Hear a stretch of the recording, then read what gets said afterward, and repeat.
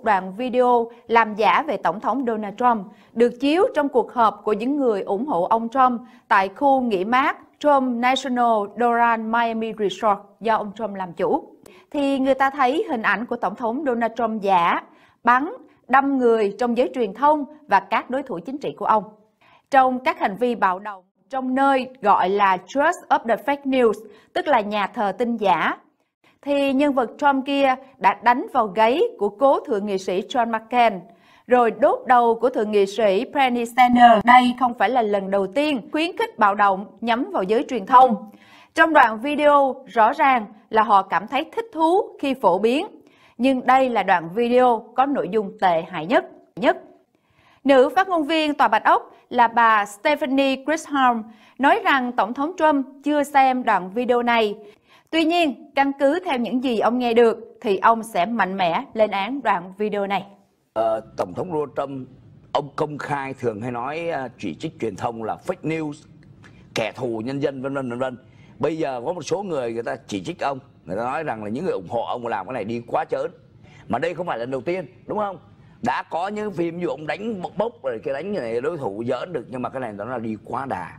Và người ta sợ rằng cái này sẽ gây ra bạo động trong cái cuộc tranh cử sắp tới đây vào năm 2020.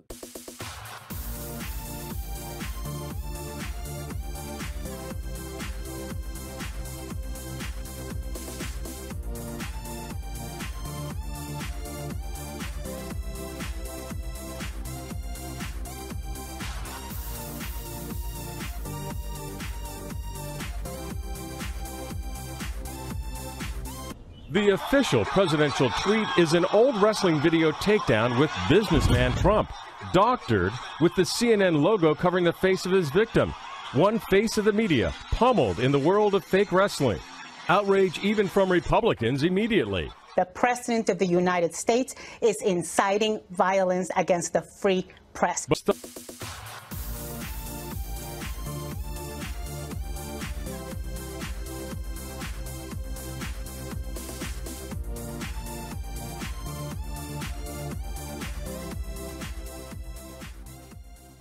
The latest. Days ago, calling cable news host Joe Scarborough and Mika Brzezinski crazy and dumb as a rock. He has once again shown the world. A statement the president is involved in, quote, juvenile behavior far below the dignity of his office. Phát ngôn viên của Tòa Bạch Ốc cho biết là Tổng thống Trump sẽ chưa coi cuốn phim này và ông sẽ coi rất là sớm. Tuy nhiên dựa vào những cái điều gì mà đã nghe được thì ông hoàn toàn bác bỏ những điều này. Thì đây là một cái điều đáng tiếc. Tuy nhiên riêng cá nhân của chúng tôi cũng hoàn toàn không đồng ý cái cuốn phim này. Và phía bên Đảng Cộng Hòa hoặc là Bộ Tham mưu của Tổng thống Trump nên có một cái bày tỏ một cái điều gì đó rất là mạnh mẽ để bác bỏ những cái đoạn phim như thế. Ai cũng biết thì trong số những người ủng hộ Tổng thống Trump có những nhóm rất là cực đoan, có những nhóm da trắng cực đoan và bảo thủ cực đoan.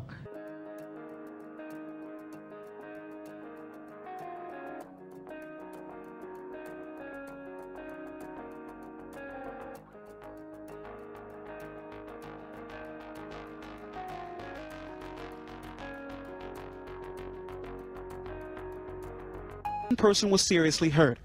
And tonight's demonstration comes nearly a full year after the deadly protest in Charlottesville, when a man drove a car into a crowd of demonstrators, killing Heather Heyer, who was rallying against the group.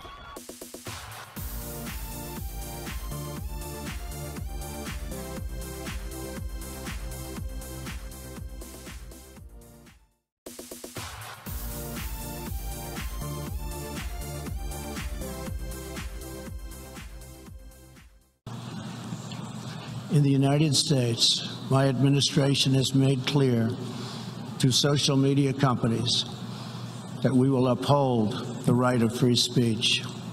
A free society cannot allow social media giants to silence the voices of the people.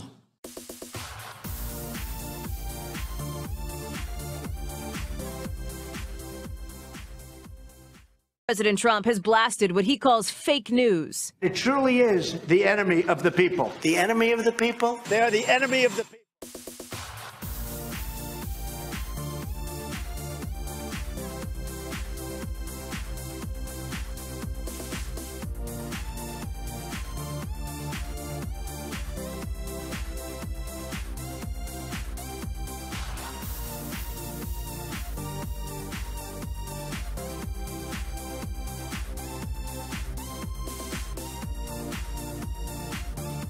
Vào ngày hôm nay, Tổng thống Donald Trump đả kích cuộc thăm dò của Fox News cho thấy đa số cử tri đã ghi danh tin rằng Trump nên bị luận tội, một mức cao kỷ lục trong cuộc khảo sát. Tổng thống Trump viết trên Twitter như sau: "Từ ngày tôi tuyên bố ra tranh cử Tổng thống, tôi không bao giờ có một cuộc thăm dò tốt từ Fox News."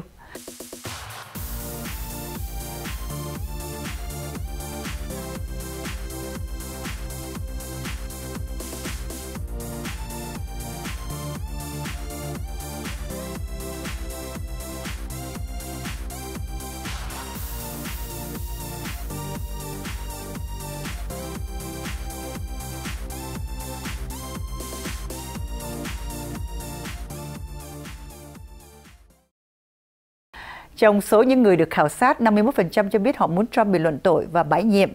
Cuộc thăm dò của Fox News diễn ra sau cuộc thăm dò khác về luận tội. Một cuộc khảo sát của Washington Post cho thấy 58% người Hoa Kỳ nói rằng Hạ viện chính xác để mở một cuộc điều tra luận tội, với 49% ủng hộ luận tội và bãi nhiệm. Và một cuộc khảo sát của NBC News Wall Street Journal cho thấy 43% người ủng hộ luận tội và bãi nhiệm.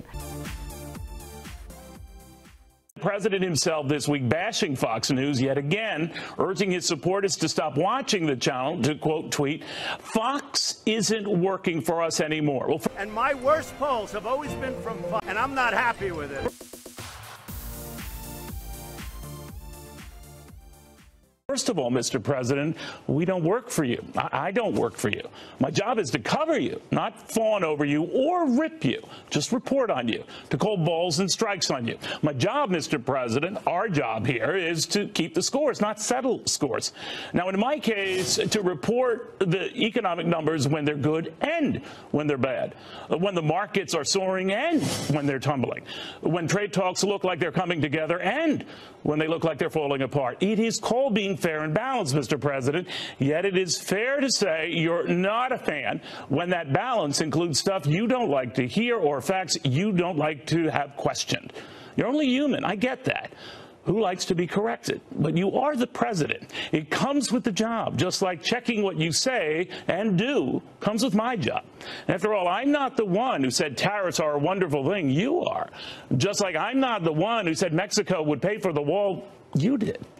Just like I'm not the one who claimed that Russia didn't meddle in the 2016 election. You did.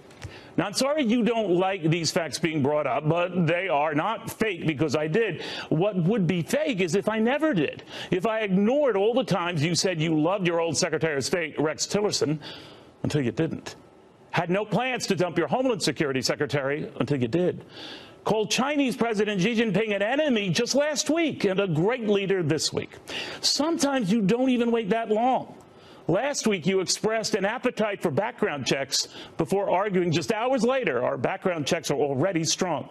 These aren't fake items. They're real items, and you really said them. Just like you never paid to silence a porn star until it turns out you did. Never ordered your former White House counsel Don McGahn to fire Bob Mueller until we learned you tried. Fake is when it's wrong, Mr. President, not when it's unpleasant.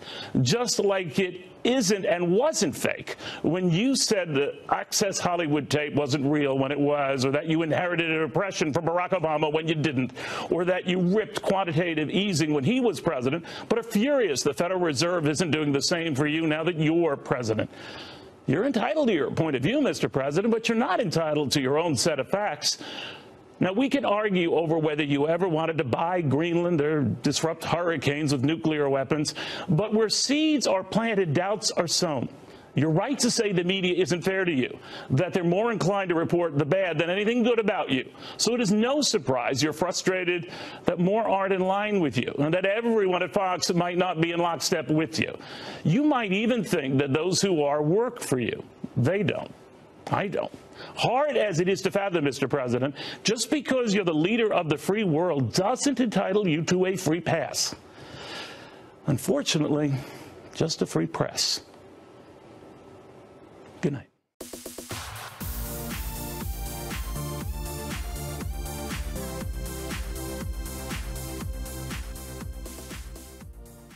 Do you think this president can be a moral leader for the world? I don't know that he can do that because right now that is not the way he is acting. Let me give you an example. My favorite three words in our Constitution is the first three words, we the people. We the people. But recently it's become me the president as opposed to we the people. And you see things that should not be happening. How can a president of the United States get up and say that the media is the enemy of Americans? Hasn't he read the First Amendment? You're not supposed to like everything the press says or what anyone says in the First Amendment. That's why we have a First Amendment, to protect that kind of speech. So if we keep doing things like this and creating additional fissures in our society, it's not going to serve us well on the international stage. And I hope the president can come to the realization that he should really stop insulting people. And what are we doing? We're walking away from agreements. We're walking away from the alliances, frankly, that we used to have. The president goes to Europe to a NATO meeting, but he starts out by insulting some of the other participants, our allies. Why? And so he insulted everybody. He insulted African Americans. He insulted women. He insulted immigrants. He insulted our best friends around the world. He used it. He insulted all of his fellow candidates up on the stage during the debates. And I don't think that's what should be coming out of a president of the United States. But I don't see anything that's changed in the last 2 years. Country. Madeline, you wrote... I'm deeply troubled by what happened in Charlottesville, but also by the fact that we are now seeing these fissures to break out in our society among blacks and whites, Latinos and others, immigrants and those who are not immigrants. The world is watching, and they cannot believe we're doing things like separating mothers and children who are trying to get across the border from south of our border, immigrants. We still have these forces that are pulling us apart, and those forces are being encouraged by some of the things that are happening in political life. And we have to make sure that we are teaching all of our children in school, in the home, everywhere, that it is not right to hate in this country. This is a country of love. This is a country of kindness. This is a country that we reach out to each other, and we reach out to the rest of the world. And the rest of the world is expecting that of us, and they're seeing less and less of us, and that's part of the major problem we have. That's the way this country works. And how can we be walking away from this model? And the other half of that is the world is watching and wondering, why are we pulling away from all the things we helped create? Is that going to make a better America, a better world? Well, I don't think it's going to make a better America. It can't be a better America. We are great now. We always have been great. And so I think what we really have to do is to start changing our mode of dealing with the rest of the world and try to get a system where we are calming down, stop insulting everybody, and see if we cannot reach out.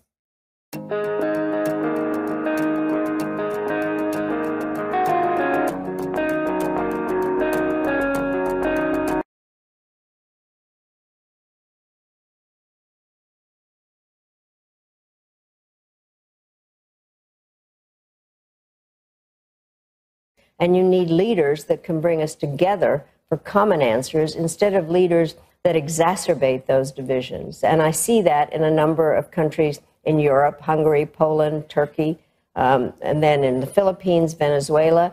And we used to be the country that talked about democratic values and also this kind of thing that Colin was talking about, to understand each other instead of trying to find the scapegoat and figure out who's created the problems. And so where we call the press the enemy of the people, where the president thinks he's above the law. I disagree, but I don't want to have that fight with you. Hey, All it's right, okay. We'll have another fight with you. Leslie, okay. it's okay. In the meantime, I'm president and you're not.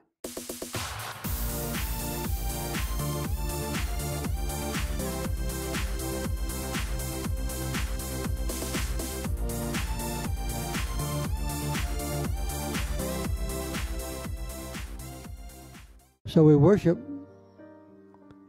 the Prince of Peace. Everyone is praying,